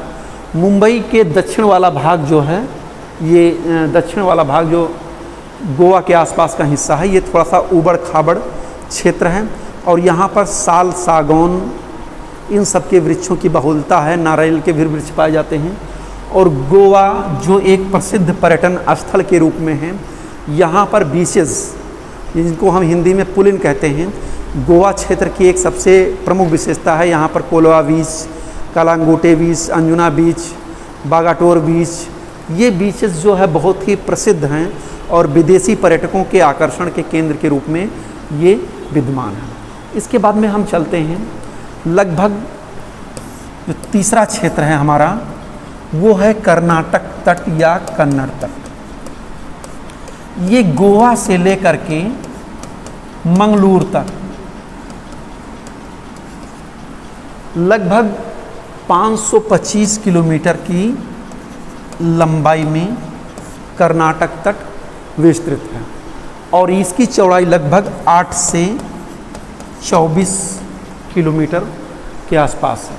यह मैदान जो है कर्नाटक तट वाला, ये प्राचीन मेटामॉर्फिक रॉक्स के द्वारा ये निर्मित है और इस क्षेत्र की जो सबसे बड़ी विशेषता है, यहाँ पर मसालों की कृषि, सुपारी, नारियल, गरम मसाला इस क्षेत्र में की जाती है और ये कर्नाटक तट कोंकण तट की अपेक्षा थोड़ा सा सकरा है, सकरा मैदान के रूप में ये विस्तृत है। इसके बाद में आते हैं हम, नंबर अगला है चौथा, मालाबार तट।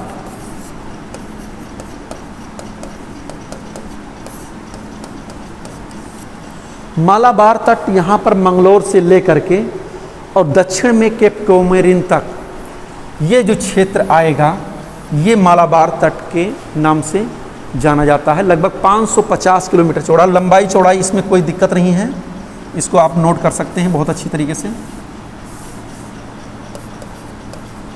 550 किलोमीटर की लंबाई में मालाबार तट है और 20 से लेकर के 100 किलोमीटर इसकी चौड़ाई है, मालाबार तट की चौड़ाई है। ये दक्षिण और उत्तर में सकरा है और मध्यवर्ती भाग में यहाँ पर केरल के पास में इसकी चौड़ाई अधिक हो जाती है। यहाँ पर आप देखेंगे, यहाँ पर देखेंगे आप, ये सकरा है और ये सकरा है, लेकिन बीच वाले भाग में ये इसकी मालाबार तट की चौड़ाई यहाँ पर ज़्यादा हो जाती है।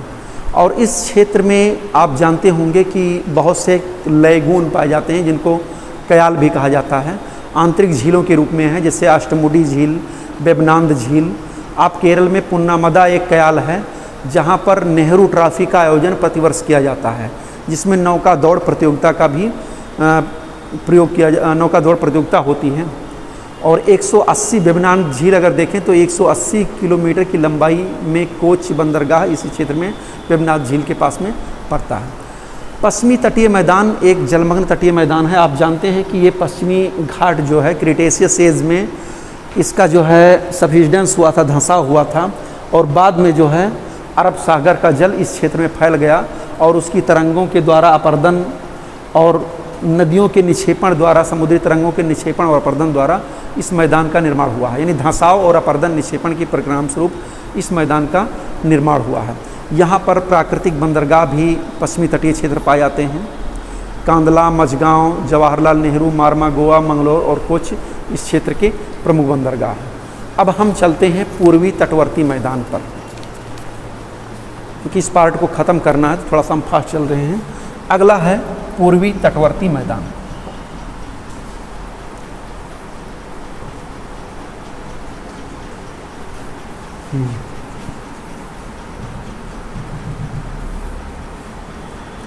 चलिए इस पार्ट को भी समाप्त करते हैं जल्दी से।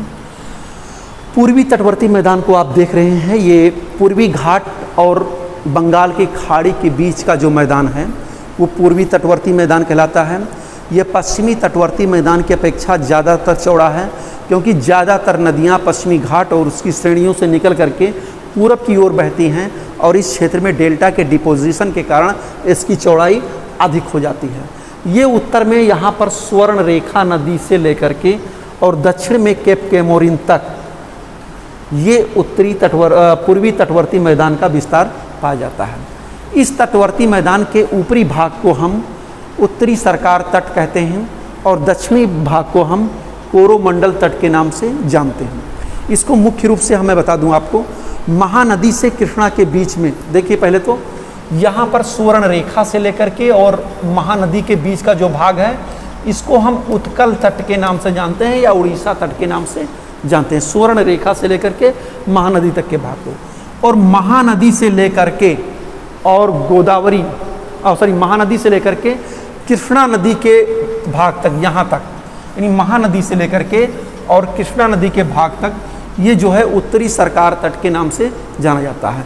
और कृष्णा नदी के दक्षिण से लेकर के और यहाँ पर केप केमोरिन तक जो तटवर्ती मैदान है इसको हम जो है कोरोमंडल तट के नाम से मुख्य रूप से जानते हैं। कृष्णा और कावेरी के बीच का जो ये भाग है वो कृष्णा और कावेरी के बीच का जो भाग है नदियों के, ये कोरोमंडल तट के नाम से जाना जाता है। लेकिन इसको हम एक और भी अलग तरीके से इसका विभाजन करते हैं। याद रखिएगा केवल यही कि महानदी से और कृष्णा नदी के बीच उत्तरी सरकार तट और कृष्णा से कावेरी के बीच में इसको हम कोरोमंडल तट के नाम से जानते हैं।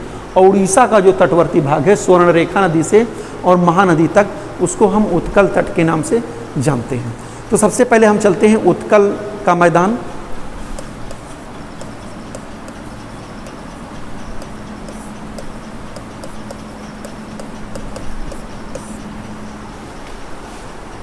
इसकी चाहे तो आप लिख सकते हैं 1,02,882 वर्ग किलोमीटर क्षेत्रफल में इसका विस्तार है। औसत चौड़ाई 120 किलोमीटर के आसपास है। चलिए आगे की तरफ लिखाते हैं। उत्कल तट लगभग 400 किलोमीटर लंबा है। 400 किलोमीटर ये उत्कल तट लंबा है। ओके, और ये जो है स्वर्ण रेखा नदी से कहाँ तक है, ये महानदी तक का विस्तार जो है उसको हम उत्कल तट के नाम से जानते हैं। महानदी के पास में डेल्टा का जो निक्षेपण हुआ है इससे यहाँ पर इसकी चौड़ाई थोड़ी सी ज़्यादा है। तो इस क्षेत्र में डेल्टा के विस्तार के कारण उत्कल तट की चौड़ाई भी ज़्यादा है। लगभग इस क्षेत्र में बढ़ करके महानदी के पास में ये 100 किलोमीटर चौड़ा तटवर्ती मैदान ये बन जाता है यहाँ पर। और इसी के पास में चिल्का झील है जो एक पश्च जल का भाग है, यानी अंदर की तरफ उड़ीसा के तटवर्ती भाग पर फैला हुआ ये चिल्का झील है। यहाँ पर आप देख रहे होंगे ये जो लेक बनी हुई है ये चिल्का झील है। और इसके पास में जगन्नाथपुरी भी है, व्हीलर द्वीप भी है। वर्तमान समय में व्हीलर द्वीप का नाम अब्दुल कलाम द्वीप रखा गया है। तो ये आप देख रहे हैं इस मैदान की तटरेखा सीधी और सपाट है। किनारे की तरफ बालुका स्तूप भी पाए जाते हैं। और अब आगे चलते हैं हम। आंध्रा का मैदान दूसरा है, उत्कल का मैदान दूसरा है आंध्रा का मैदान।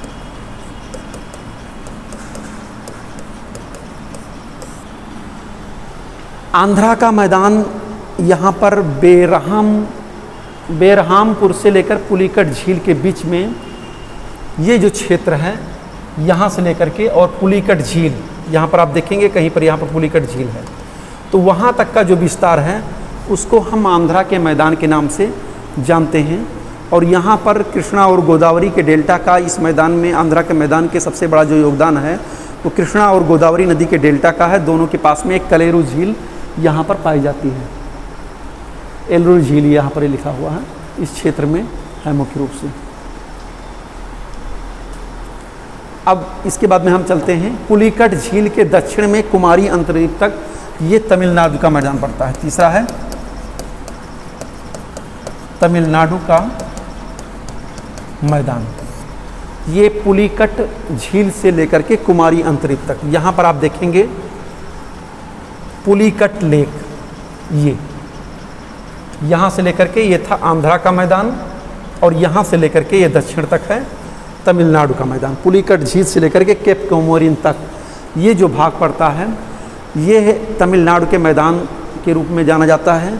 इसकी लंबाई 675 किलोमीटर और इसकी औसत चौड़ाई लगभग 100 किलोमीटर के आसपास है। और ये क्षेत्र एक उर्वर मैदान का निर्माण के रूप में जाना जाता है। अब इसमें कुछ व्यवहारिक प्रश्न पूछे जाते हैं कि इस क्षेत्र में उत्तर से दक्षिण नदियों का क्रम क्या है या उत्तर से दक्षिण की तरफ डेल्टाई क्षेत्रों का क्रम क्या है। तो उनको कौन कौन सी डेल्टा बनाती हैं उसको जान लीजिए। सबसे पहले है महानदी डेल्टा, पूरे मैदान की बात मैं कर रहा हूँ। महानदी का डेल्टा ये पड़ेगा आपका उड़ीसा में। दूसरा गोदावरी का डेल्टा ये पड़ेगा आंध्र प्रदेश में। तीसरा कृष्णा का डेल्टा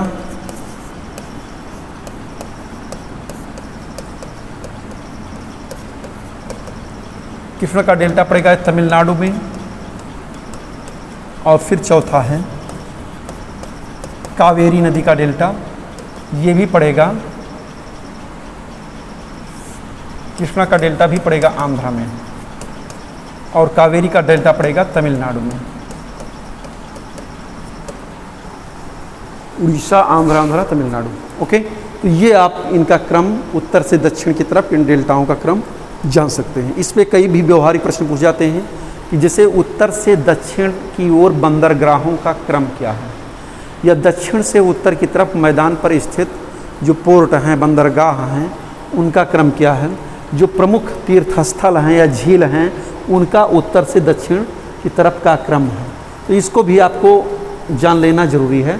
ये आपको हम अगले पार्ट में जब लेक्स पढ़ाएंगे, झील पढ़ाएंगे या बंदरगाह के बारे में जब पढ़ाएंगे अगले पार्ट में, तो वहाँ पर इन चीज़ों को एक स्पेशल स्लाइड के द्वारा जो है हम क्लियर कर देंगे कि उत्तर से दक्षिण विभिन्न झीलों का क्रम क्या है, या दक्षिण से उत्तर झीलों का क्रम क्या है, या उत्तर से दक्षिण बंदरगाहों का या दक्षिण से उत्तर बंदरगाहों का क्रम क्या है, कौन से प्राकृतिक बंदरगाह हैं और कौन से मनुष्य के द्वारा निर्मित बंदरगाह या मानवीय बंदरगाह हैं। तो इस प्रकार से हम देखते हैं कि इस लेक्चर के अंतर्गत हम लोगों ने उत्तर के विशाल मैदान को पढ़ा और फिर जो है दक्षिण के कोस्टल प्लेन के बारे में पढ़ा। तो भारत के जो भौतिक प्रदेश थे मुख्य रूप से उनका ये पार्ट आज समाप्त होता है। अगला जो लेक्चर होगा मुख्य रूप से वो हमारा रिवर्स, लेक, इन दो विषय वस्तुओं पर आधारित होगा। Okay, thank you.